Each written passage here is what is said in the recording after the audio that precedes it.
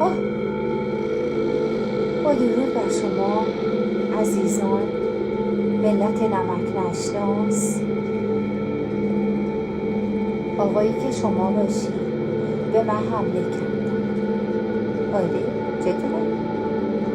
به من حمله کردن.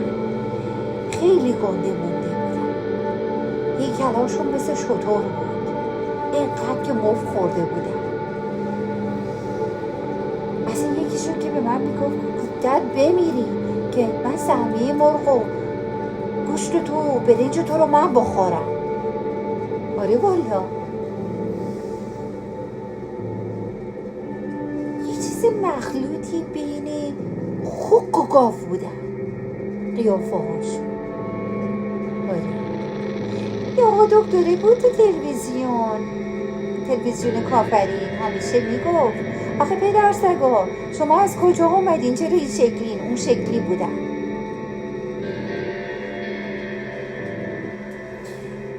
گنده مونده بودن، بین خوک و گاو بودن قیافه هاشون، مامونده ها، و پشم و پیلی بودن و گم میدادن. خیلی عصبانی بودن. چطوره؟ حقیقت دارم. آره والا، بعد هر چی که دم دستشون میومد طرف من پرت میکردن. ارث باباشون رو میخواستن. عصا و مسا. این مثلا ساکای غذای مفتی بود که مثلا برداشته بودن بهشون داده بودن، همه رو پرت میکردن طرف من.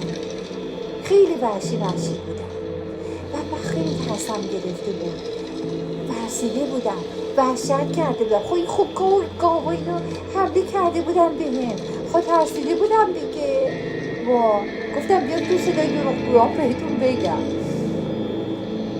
صداهاشون خیلی بدجور بود و پوستاشون تریاکی، مثل که تریاک زیاد کشیده بودم. اون مدلی بود. چشمشون مثلا سیاهی نداشت. تا اینجا شو فهمیدی؟ درستو برداشت؟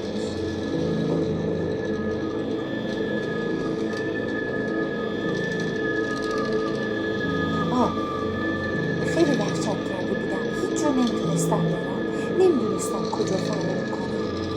نه ویزا داشتم نه هیچی.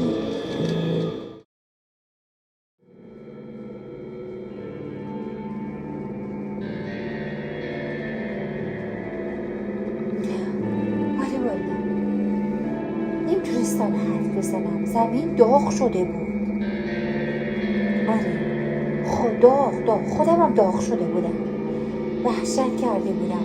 خواهی خوکو و گاوا رو دیده بودم دیگه. مال همه رو دارم مفت میخورن. داشتن طرفم میومدم که آجر طرفم پرت کنن. ونشونم که اونجا واسطاده بود. خب شما هم بودیم میترسیدیم. با چه کنه با مونه ها.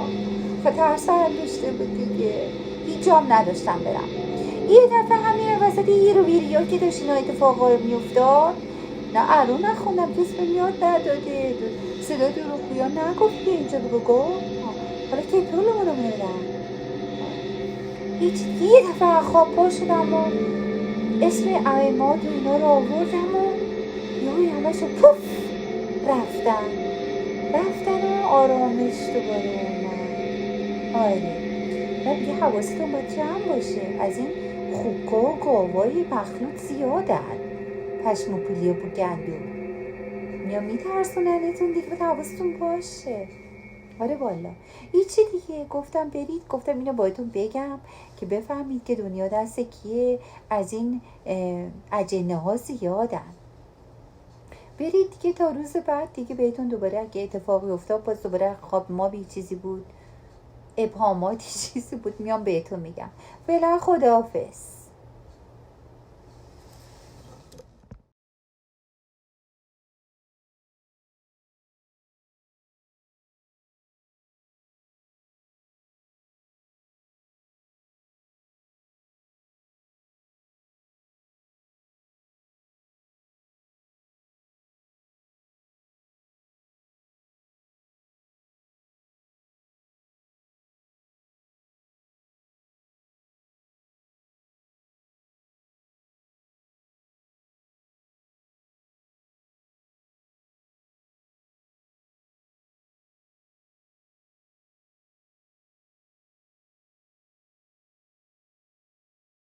استخونا، هر چیزی که اون زیر بود دیده میشد.